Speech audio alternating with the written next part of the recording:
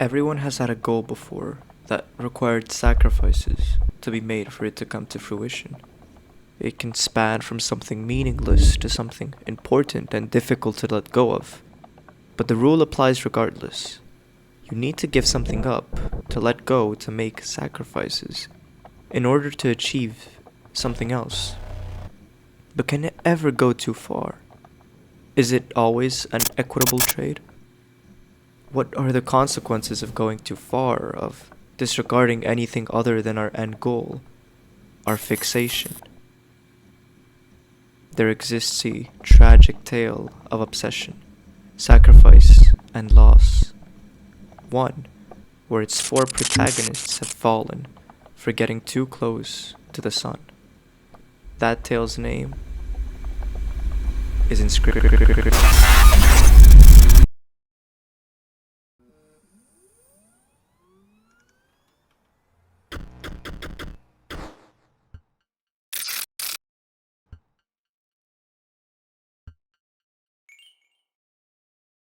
After defeating the Game Master and discovering the new game card, we find that we can finally start a new game in the title screen.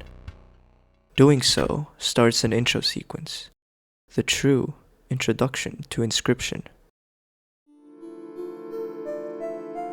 The actual world of Inscryption was something very different from what we previously were introduced to. Cards were created by Scrybes, 4 of them, each one representing a different medium that captures their very essence. Grimora, the scribe of the dead. Leshy, the scribe of beasts, the one who we were playing against up until now. PO3, the scribe of technology. And Magnificus, the scribe of magics. These 3 other scribes, they seem familiar. Our goal is to replace one of the 4 scribes by first defeating the 4 of them to prove that we're worthy in doing so. Then, defeating the scribe we wish to replace in one final duel. Our quest starts in a familiar place.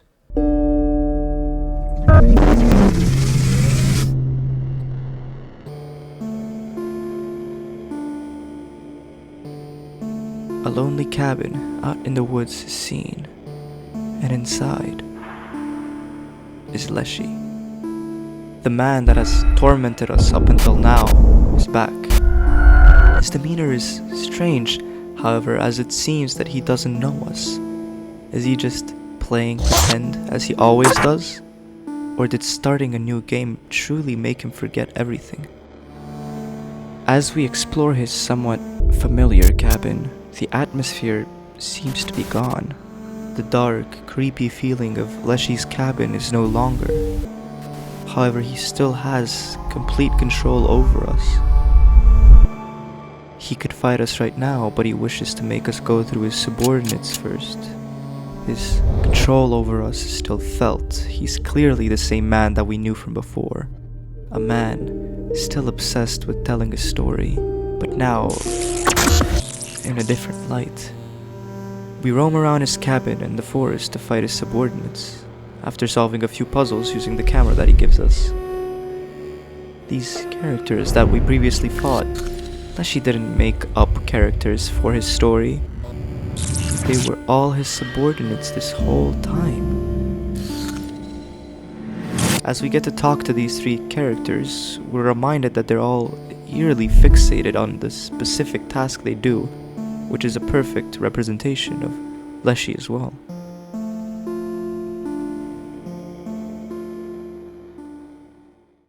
Meanwhile, we wander through the deep forest and we find certain secret areas.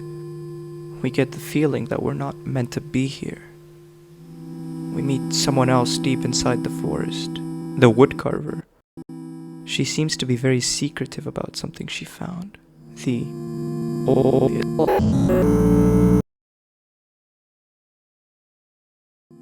She decides to not reveal anything, for our own sake. What could be so bad about some data that someone we have just met is too scared to tell us about it, for the sake of our own sanity and well-being?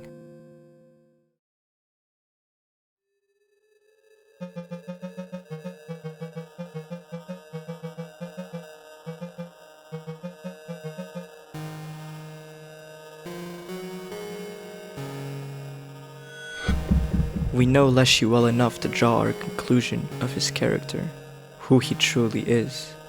He's a man that loves to tell a story, even if it means sacrificing the logic of the game, or even causing an imbalance in the game's mechanics. He's pulled absurd stunts in order to elevate his story, as well as control the pacing of it, whether we, the player, liked it or not. The Scribe of Beasts is a storyteller, and he won't let anything get in the way of his only goal, even if it's the game's literal rules. However,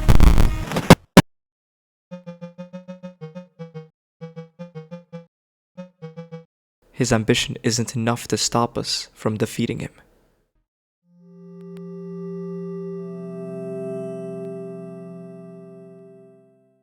But as we're about to leave Leshy's cabin to move on to the next area,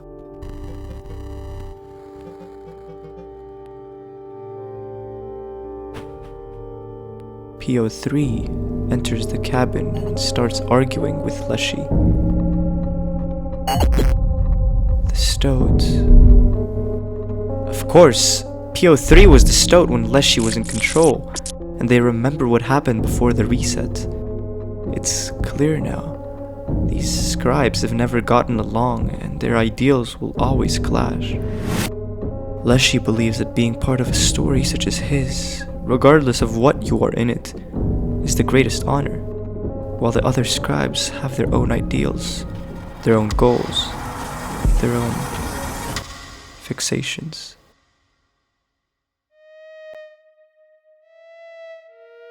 The next area we need to go to is Grimora's Crypt. Inside, we are greeted by Grimora, the Scribe of the Dead. She tells us that to prove our worth, we must solve her trials of wits. That means going around her domain and solving the puzzle related to the souls inside of it. We have to find fragments of each tombstone and place them back in their correct spots to battle Grimora. After exploring this morbid temple, it's obvious that Grimora respects her title very highly. Her puzzles, subordinates, and manner of speech are all telltale signs of that.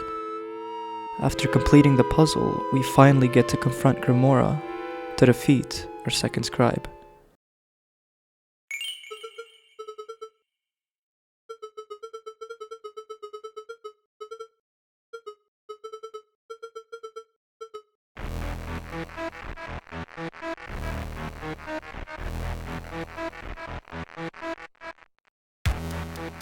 We're now facing off against our second major opponent, Grimora. As the Scribe of the Dead, her goals and ideals are clear: death and finality. She believes that anything that has a start must come to an end, and she made that into her fixation. If she were bestowed power over everything, like Leshy was, it's not certain what she would do, but she would most likely use that power to put an end to anything that she sees fit.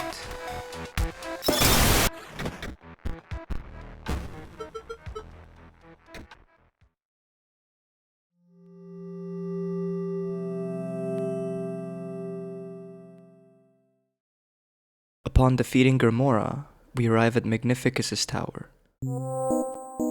Unlike the other Scrybes, however, the Scribe of Magics is not here to greet us.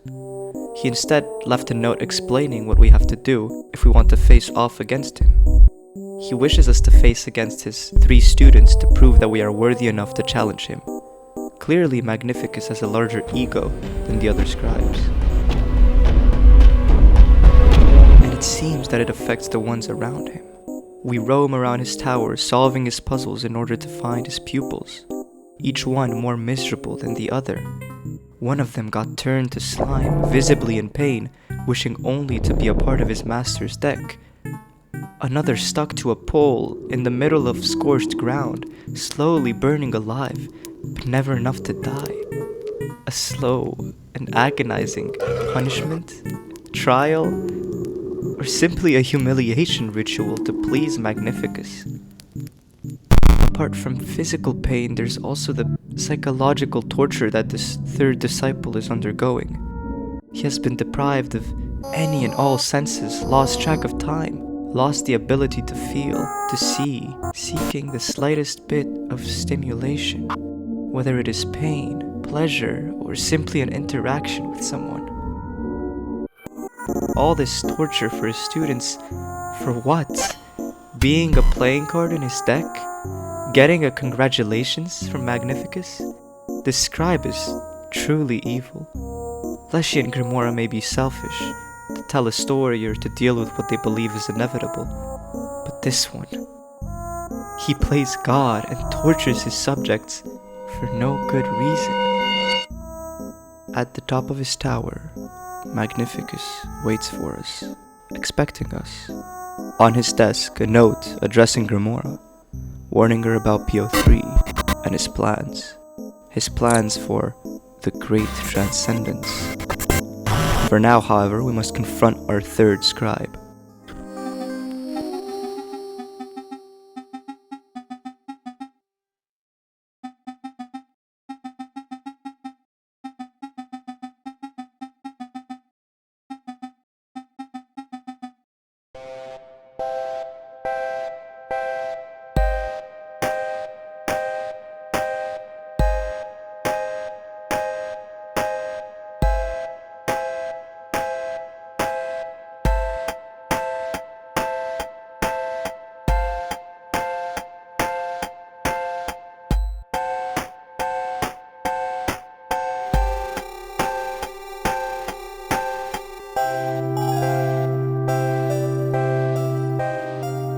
This is the Scribe of Magics.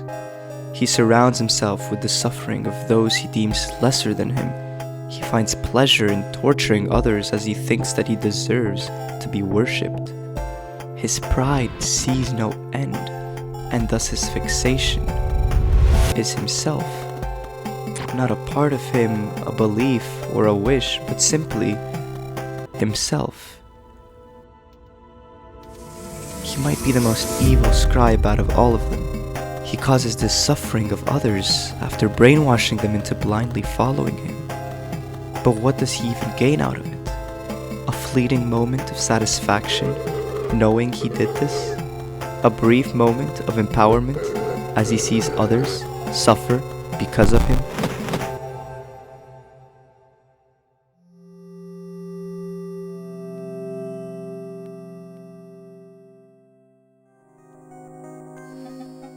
Once we finish fighting Magnificus, he decides to share his knowledge with us. He tells us that the eye we found in Leshy's cabin was indeed his. He tells us that Leshy is incredibly power hungry, but he warns us of a different scribe. And that scribe is Pyrthoi.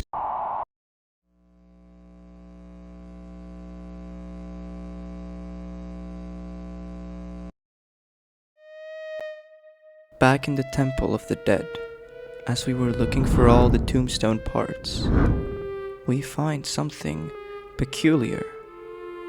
A pair of red glowing eyes asks us for an offering. After making the offering to the mysterious entity, suddenly a passage reveals itself.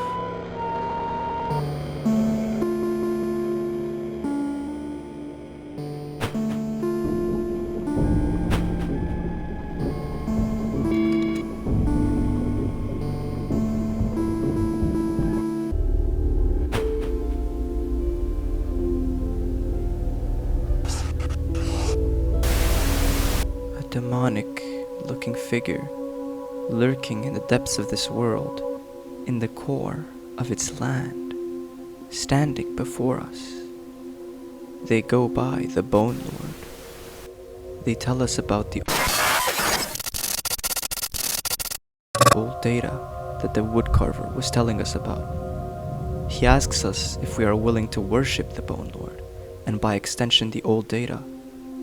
Does that mean that the Bone Lord is a creation of the old data? What kind of information can be so corrupt that it causes literal corruption within a game? And most of all, what is data such as this doing in it? Curiosity gets the best of us and we accept the Bone Lord's proposal. In return, they give us offerings, one of which is a strange key. After that interaction, we can't help but wonder, what is truly going on? Could this be what the Scrybes are fighting for?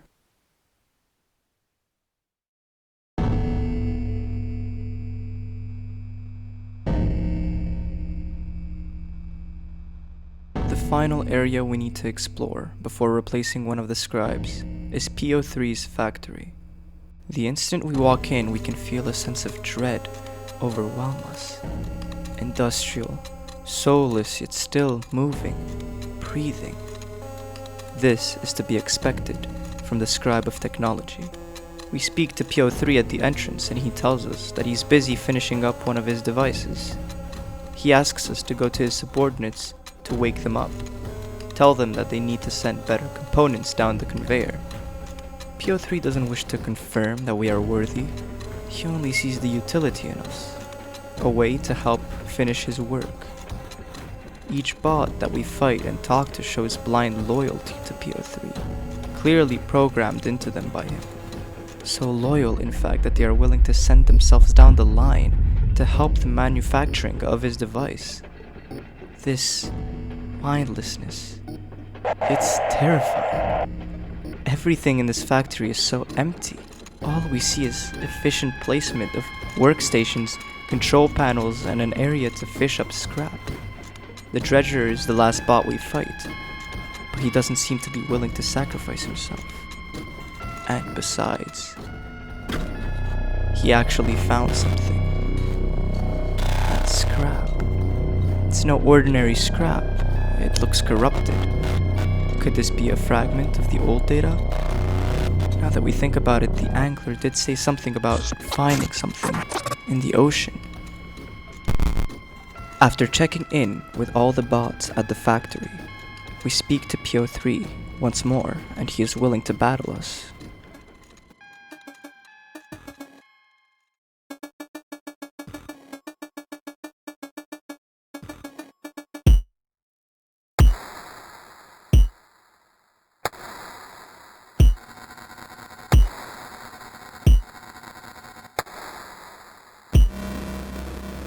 Our final opponent is PO3.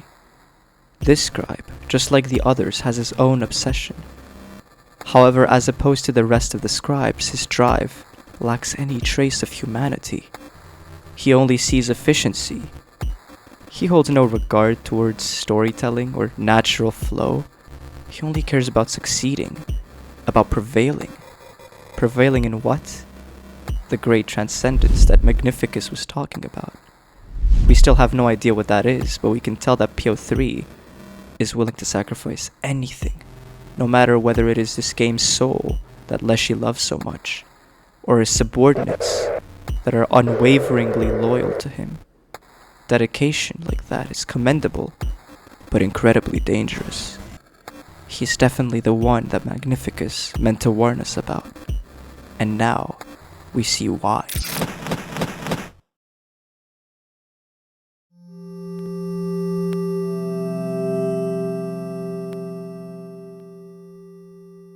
That was the last scribe we needed to defeat to reach our goal. All we need to do now is go back to the 4 monuments and pick a scribe to replace. Looking back, this game was so different compared to Leshy's version. 4 different mechanics, each belonging to a different scribe, each incredibly unique, yet with so much potential for synergy. Some cards even combine 2 mechanics to get the best of both worlds and create something unique. But the real tragedy is, it'll never work. Not because of mechanics or design, but because of the very people that made these mechanics. They could achieve wonderful things together, yet they decide to follow their own selfish needs.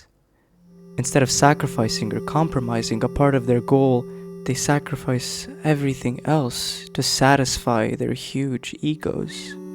Grimora's idea of finality clashes with Leshy's will to tell a never-ending story. Leshy's sacrifices of the mechanics for dramatic effect would never work with PO3's desire to make this game purely mechanical and strategic. Magnificus's ego and pride could never allow him to work with any of the other scribes to do greater things. As the end is upon us, we decide to replace PO3 as scribe in an attempt to heed Magnificus's warning.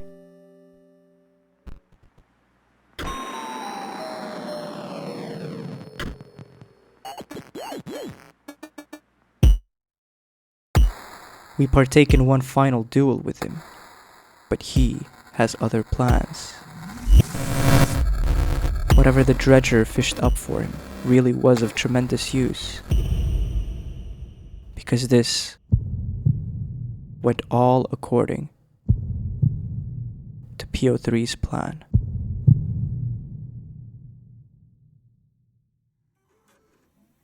This is a tale about how the 4 scribes of Inscryption doomed themselves. This is a tale about how sacrifice turns into destruction.